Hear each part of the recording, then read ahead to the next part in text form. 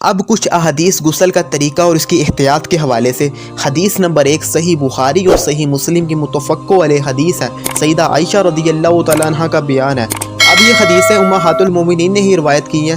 سیدہ عائشہ کہتی ہیں نبی صلی اللہ علیہ وسلم جب بھی غسل جنابت فرمایا کرتے تھے، جب جنبی ہوتے تھے تو غسل جنابت فرمایا کرتے تھے تو برتن سے اپنے ہاتھوں پر پانی کو انڈیلتے تھے۔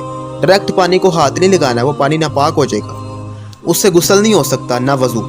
پہلے ہاتھوں پر پانی کو انڈیل لینا ہے مگا ڈال کر۔ ویسے یہ آج کے دور کا مسئلہ نہیں ہے، آج تو ٹوٹی ہے، اب الحمدللہ یہ مسئلہ نہیں رہا، لیکن اگر ٹپ یا بالٹی سے نہائیں گے تو پہلے اپنے ہاتھ دھونے ضروری ہیں، جن کو آپ نے بیچ میں داخل کرنا ہے۔ تو پہلے آپ صلی اللہ علیہ وسلم اپنے مبارک ہاتھوں کو دھوتے، اس کے بعد آپ صلی اللہ علیہ وسلم اپنے دائیں ہاتھ سے بائیں ہاتھ پہ پانی ڈال کر اپنی شرمگاہ کو دھوتے۔ اس کے بعد آپ صلی اللہ علیہ وسلم نماز جیسا وضو فرماتے، اور پھر آپ صلی اللہ علیہ وسلم اپنی مبارک انگلیاں بالوں میں داخل کر کے 3 بار حلال کر کے اپنے سر پر پانی ڈال کے پورے جسم مبارک کو دھو لیا کرتے تھے۔ یہ سیدہ عائشہ روایت کر رہی ہیں غسل کا طریقہ، صحیح بخاری اور مسلم دونوں میں یہ حدیث موجود ہے۔ دوسری حدیث جو سب سے ذرا ڈیٹیلڈ حدیث ہے، بخاری اور مسلم میں موجود ہے، اور وہ حضور کی بیوی سیدنا میمونہ رضی اللہ تعالیٰ عنہا ام المومنین ان سے روایت ہے۔ وہ کہتی ہیں کہ میں نے نبی صلی اللہ علیہ وسلم کو خود غسل کروایا اپنے سامنے چادر میں پردہ کر کے۔ سامنے چادر کا پردہ میں نے لا کے برتن رکھا اور میں نے آپ صلی اللہ علیہ وسلم کے غسل کو آبزرو کیا، یعنی وہ ڈائریکٹلی اتنا نہیں، مطلب کہ پردے میں اندازہ ہو جائے۔ تو کہتی ہیں میں نے دیکھا کہ نبی صلی اللہ علیہ وسلم اپنے ہاتھ پر پانی انڈیلنے کے بعد آپ صلی اللہ علیہ وسلم نے اپنا ہاتھ مبارک زمین پر رگڑا، مٹی لگا کر اپنی شرمگاہ کو دھویا تاکہ وہاں پر جو منی وغیرہ لگی وہ دھل جائے۔ آج کے دور میں آپ سمجھ لیں سوپ وغیرہ، صابن وغیرہ۔ اس کے بعد آپ صلی اللہ علیہ وسلم نے 3 مرتبہ کلی فرمائی، ناک میں پانی چڑھایا، اور پھر آپ صلی اللہ علیہ وسلم نے اپنے چہرے مبارک کو 3 مرتبہ دھویا۔ سیدہ عائشہ نے تو مختصر بات کی تھی، یہاں ڈیٹیلڈ حدیث چل رہی ہے۔ پھر 3 مرتبہ اپنے دونوں بازوؤں کو دھویا کونیوں سمیت۔ اس کے بعد آپ صلی اللہ علیہ وسلم نے اپنے مبارک سر پر 3 دفعہ پانی ڈال کو اس کو صحیح طریقے سے مل کر دھویا۔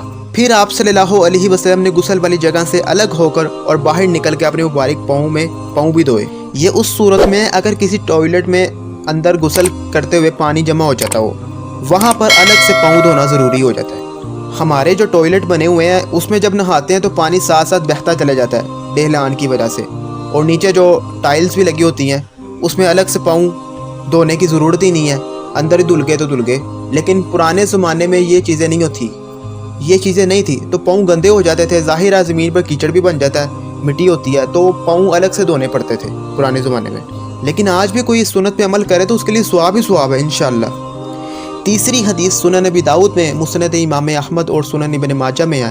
سیدنا علی رضی اللہ تعالیٰ عنہ سے کہتے ہیں کہ میں نے نبی صلی اللہ علیہ وسلم سے یہ بات سنی تھی، جس نے بال کے برابر جگہ بھی دھونے سے چھوڑ دی غسل کے درمیان، تو اس نے اس جگہ کو قیامت والے دن دوزخ کا عذاب دیا جائے گا، ولی اعوذ باللہ تعالیٰ، تو اس جگہ کو قیامت والے دن دوزخ کا عذاب دیا جائے گا، ولی اعوذ باللہ تعالیٰ۔ اور پھر فرماتے ہیں 3 دفعہ آپ نے فرمایا سیدنا علی نے، میں نے اپنے سر کے ساتھ دشمنی کی، میں نے اپنے سر کے ساتھ دشمنی کی، میں نے اپنے سر کے ساتھ دشمنی کی، اور اپنے سر کے بال منڈوا دیے اس ڈر سے کہ کہیں میرے سر کے بال خشک نہ رہ جائیں۔ دیکھیں اتنی احتیاط۔ آج کل ویسے یہ مسئلہ نہیں ہے، شاور میں پانی کی وجہ سے خشک نہیں رہے گا، لیکن اس زمانے میں پانی کی قلت ہوا کرتی تھی۔ لیکن سیدنا علی رضی اللہ تعالیٰ عنہ کی آپ احتیاط دیکھیں، ہم دین کے مسئلوں کو کتنا کیجول لیتے ہیں، اور وہ کتنا اس کو کانشیس لیا کرتے تھے، کتنا سیریس لیا کرتے تھے۔ اس سے یہ بات بھی پتہ چلی کہ یہ جو ہمارے تبلیغی جماعت کے بھائی ہیں، جن کو ہمارے بریلوی بھائی کہہ دیتے ہیں یہ خارجی ہیں، یہ سر منڈواتے ہیں، تو سر منڈوانے سے کوئی خارجی نہیں ہو جائے گا جب تک خارجیوں والے عقیدے نہ ہوں۔ سیدنا علی سر منڈوایا کرتے تھے، ان سے ثابت ہے، صحابہ کرام سے ثابت ہے۔ چوتھی حدیث صحیح مسلم میں ام سلمہ رضی اللہ تعالیٰ عنہ کہتی ہیں، ام المومنین، کہ میں نے نبی صلی اللہ علیہ وسلم سے ریکویسٹ کی کہ یا رسول اللہ صلی اللہ علیہ وسلم، میرے سر کے بال بہت زیادہ ہیں اور میں ان کو جو ہے گوندھ کے رکھتی ہوں، تو کیا جب غسل جنابت کیا کروں تو کیا میں اپنے سر کے سارے بال کھول دیا کروں غسل کرنے کے لیے؟ تو آپ صلی اللہ علیہ وسلم نے فرمایا نہیں، تمہیں سر پر 3 مرتبہ پانی ڈال لینا ہی کافی ہے، بالوں کو کھولنے کی ضرورت نہیں۔ تو عورتوں کو غسل جنابت کے لیے سر کے بال کھولنے کی ضرورت نہیں۔ صحیح مسلم میں نبی صلی اللہ علیہ وسلم کا یہ فرمان موجود ہے۔ پھر اگلی حدیث صحیح مسلم میں موجود ہے، سیدہ عائشہ رضی اللہ تعالیٰ عنہ کو کسی نے بتایا کہ ابن عمر رضی اللہ تعالیٰ عنہ لوگوں کو، عورتوں کو یہ حکم دیتے ہیں کہ وہ اپنے بالوں کا جوڑا اور یہ پراندہ وغیرہ اور یہ گت وغیرہ کھول کے بال دھویا کریں۔ تو سیدہ عائشہ کو بڑا غصہ آیا، انہوں نے کہا ابن عمر ان کو یہ کیوں نہیں کہہ دیتے کہ یہ اپنے سر کے بال ہی منڈوا لیں عورتیں؟ ان کو نہیں پتہ یہ بات کہ میں نے نبی صلی اللہ علیہ وسلم سے یہ بات پوچھی تھی کہ میں اپنے سر کے بال کھول کر غسل جنابت کیا کروں؟ تو آپ صلی اللہ علیہ وسلم نے فرمایا غسل جنابت عورتوں کو بال کھولنے کی ضرورت نہیں، 3 مرتبہ پانی ڈال لینا ہی کافی ہے۔ لیکن لیکن لیکن ایک بات یاد رکھیں، یہ صرف جنابت کا غسل ہے، اگر حیض کا غسل یا نفاس کا، اس کا مسئلہ الگ ہے، وہ بھی سیدہ عائشہ سے ہی روایت ہے رضی اللہ تعالیٰ عنہ۔ سنن ابن ماجہ کے اندر حدیث موجود ہے، سیدہ عائشہ کہتی ہیں کہ میں حائضہ تھی تو نبی صلی اللہ علیہ وسلم نے مجھے حکم دیا کہ میں سر کے بال کھول کر نہاؤں۔ تو حیض اور نفاس کا جو غسل ہے میاں بیوی کی صحبت کی وجہ سے یا احتلام کی وجہ سے، اس سے تو عورتیں بال کھولیں گی عورتوں کے لیے، مرد کو تو ہمیں بال کھول کر ہی نہانا ہوگا، لیکن عورتیں جنابت کے لیے بال نہیں کھولیں گی۔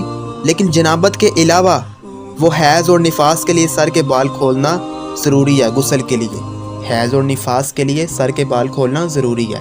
اللہ تعالیٰ سے دعا ہے کہ جو میں نے حق بات کہی اللہ تعالیٰ ہمارے دلوں میں راسخ فرمائے، اور اگر جذبات پہ میرے منہ سے کوئی بری بات نکل گئی تو اللہ تعالیٰ ہمارے دلوں سے ہی معاف کر دے اور ہمیں کتاب و سنت کی صحیح تعلیمات پر عمل کرنے کی توفیق عطا فرمائے۔